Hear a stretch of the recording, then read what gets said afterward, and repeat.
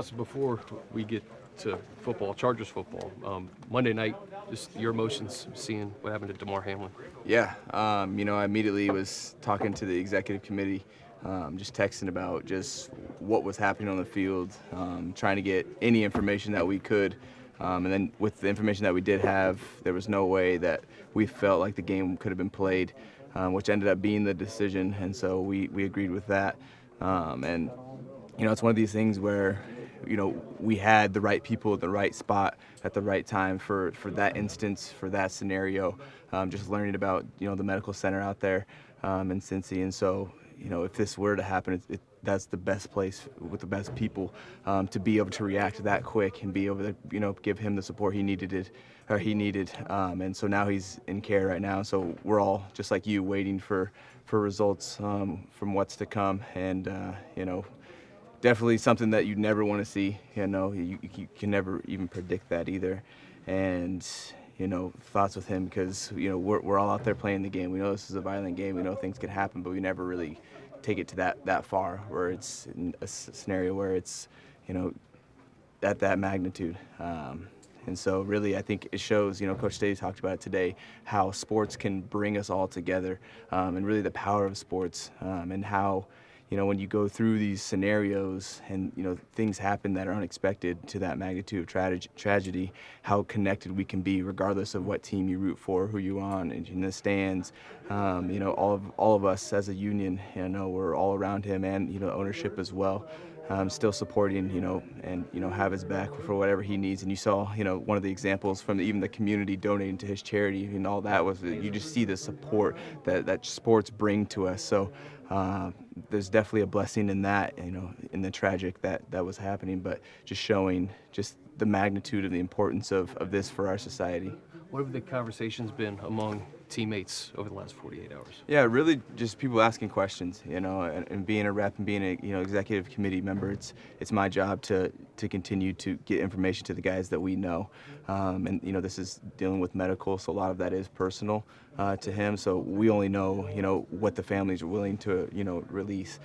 So it's probably just the same amount as you. So now it's just like, okay, was everything taken care of the way it should have been as far as protocols? Yes, we have medical staff that go through training for all of that. That was taken care of as good as it could have been as far as the response. And now we're going back and looking and see, okay, can we make it better, going forward? So it's a lot of questions that have been asked, which is rightfully so. Just how can we prevent this if we can in the future? As a football player, there's a multitude of injuries you can possibly sustain. What he had happen, they say, is freakish. Did you ever think that could even occur? I did not even know that was a thing. I had no awareness, no thought that was a thing. I just learned about it, after that happened, right? Where it's, at the right time in your heart, your rhythm of your heart. If you get hit, and it's potentially devastating for your heart rhythm. And so, just like I'm sure a lot of you maybe didn't even know about it either. Did you know about it? I didn't either. And so, definitely unfortunate. As an individual, does it give you pause at all about playing again, or how do you kind of handle that going forward? That's a great question. I never second guess going back out there on the field, so I guess the short answer would be no. But it does, I think, make you think about the game that you play, because there are going to probably be long-term, consequences to me playing this game as long as I've played. And it just goes back to show, okay, you have to, as an individual, weigh the risk-reward of playing the game. Does it bring enough life and substance and joy and fulfillment to your life that you're willing to go out there and risk it playing around, a game? And so, for me, I didn't second guess myself. I definitely, would justify that this is definitely worth it. The NFL talked about, providing mental health resources for all clubs. Can you share just kind of what kind of services are provided here for the Chargers? Yeah, we have Dr. Herb, but I think, Dr. Herb for all of our more, I guess, professional help when it comes to that side of things. But I think really when you're around a team, I think the conversation between teammates is even stronger just because we have the personal connection with each other. Just like I said, guys asking me questions, I think that's a little bit more personal, and they know I'm more connected to what's going on in the scenario.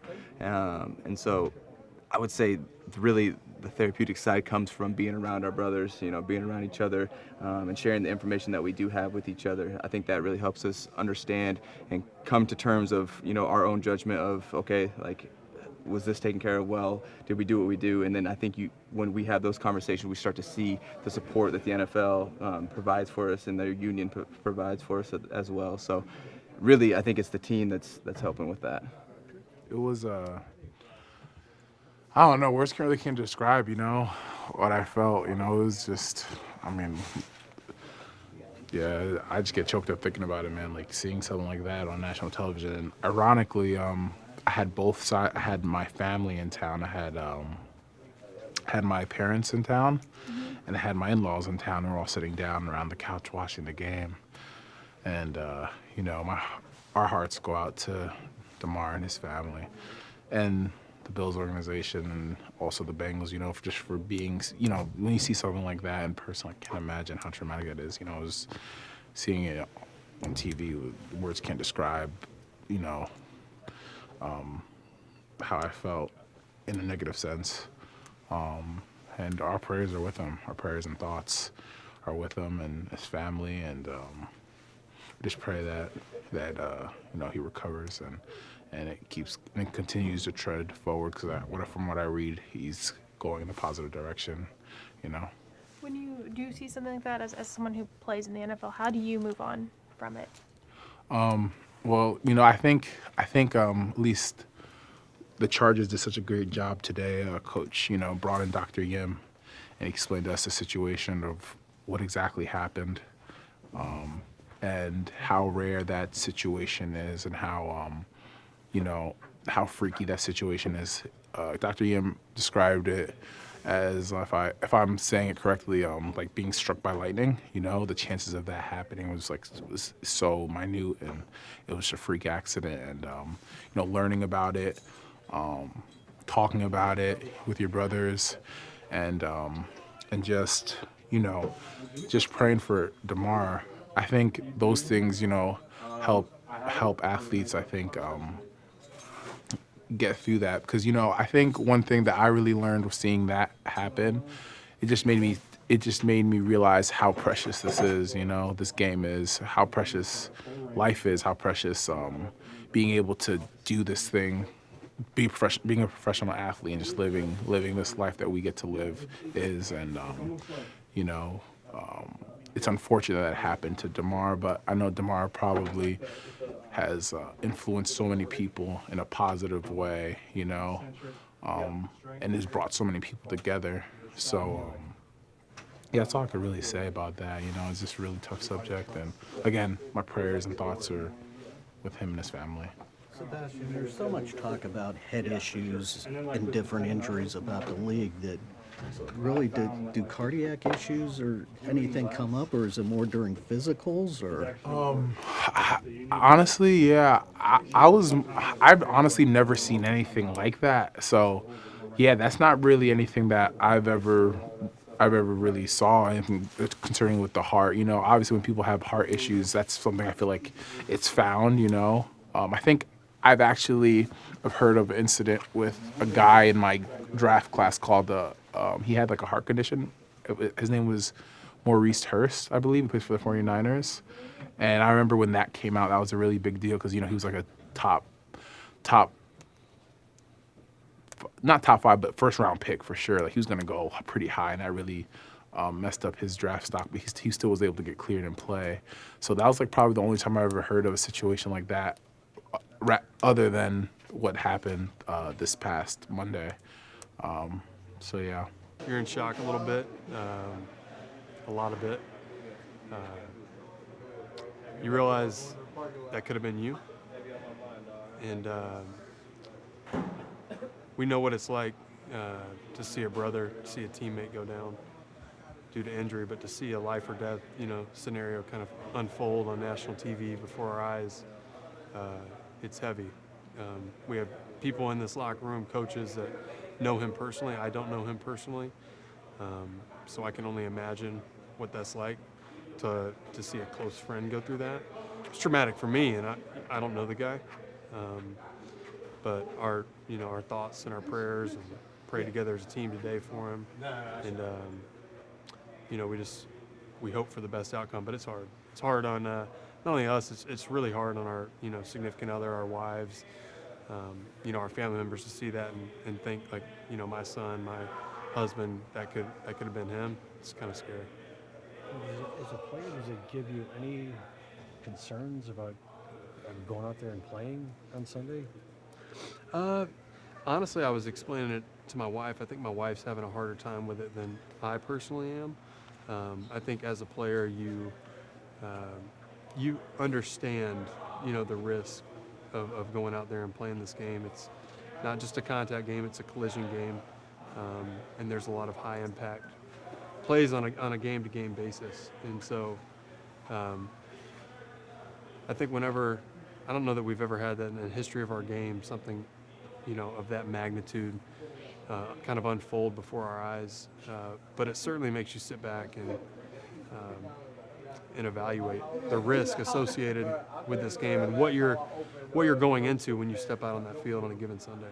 For sure, Jeff. And you mentioned as a team you guys prayed. Was that everybody, or was it a select group of guys? Or? Just our whole team in the team meeting this morning. I've seen just a lot of like wives posting on social media just their concern. How do you calm down or tell your significant other that you're going to be okay and you're going to continue doing this? If that's Yeah, personal. it's tough to calm down because you can't necessarily promise that you're going to be okay, right? You know, every Sunday I go out there, my wife's always like praying for God's bubble wrap to be around me, you know, because in my personal career, I've, you know, gone down with a knee and I dislocate my ankle against the Bengals. Obviously nothing on the same field that Damar went down, nothing like that though. And so I think it makes you think like, wow, like really that could happen. Like it was just, seemed like a normal play, like just a nice play over the middle of the field there. You know, T makes a physical contact, Damar physical tackle, and next thing you know, he's collapsed. And it's really, really sad. And yeah. Drue, do you guys feel comforted by the fact that the medical people were out there so fast and doing their thing so effectively? You can't say enough about what took place on Monday night from the medical perspective. The fact that this, you know, brother, teammate, this kid was down without a heartbeat, and that they resuscitated him there on the field. Right. I mean, there's a lot of stuff happening on a given play, and for him to go down and the medical staff to rush out there and do what they did. I think one of the defibrillators wasn't working, and they had to go grab the other ones. Just the speed with which they worked is incredible. I mean, in those situations, the science tells us every minute that your heart is not beating, your chance of survival goes down by 10%. And so for them to act as quickly as they did speaks a lot. And we, you know, it's the NFL. We have the best of the best. And, you know, they did an unbelievable job, you know, Monday night. Yeah, it's always traumatic, especially, you know, that I can relate to something like that because, you know, seeing him laid out on the field like that, it's just like, it definitely took something out of me a little bit just because, you know, I've been there, you know, and it really hurt to see that, and I really feel for that guy, Damar, and it was just very traumatic. Donald, what's it been like for you the last 48 hours, seeing that unfold and, you know, being able to talk to teammates too? It was very confusing just to kind of like collect my emotions and, you know, how I felt. 'Cause I caught myself, you know, feeling like, dang, that was me, you know, last year, just kind of like out there on the field and feeling kind of hopeless. And, you know, we have faith that he will be back and, you know, be healthier than ever. And, but yeah, it was just crazy overall. Yeah, you know, the humanity of everybody involved and just the fraternity of the NFL, you saw firsthand people coming to you and the well wishes, the prayers, and it's got to be a good feeling to know that the support system of the league is as strong as it is. Oh yeah, and that's what Staley was talking about earlier. Like, you know, this is a brotherhood. All of us, you know, across the league is just a brotherhood, and everyone is together because, you know, some facet of your life, you know, you come across someone in the league, and, you know, seeing them doing their thing and being able to still connect, you know, even though you're on opposite teams, it's really special. As special thing to be a part of, for sure.